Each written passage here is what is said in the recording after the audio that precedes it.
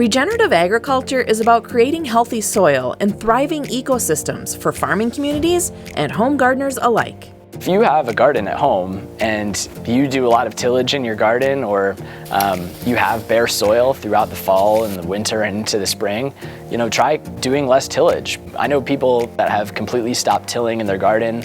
After they harvest their tomatoes, they'll plant a cover crop, so plant something like oats and peas and turnips, and just let it grow, let it kind of die in the winter, and then plant right into that in the spring. Think about how much bare soil you have in your garden. Think about how much tillage you do, and try to reduce it as much as you can, and try to maximize the amount of diversity you have in your system. Plant a whole bunch of different stuff. Think about the principles and how you can implement that in your garden, and get creative too.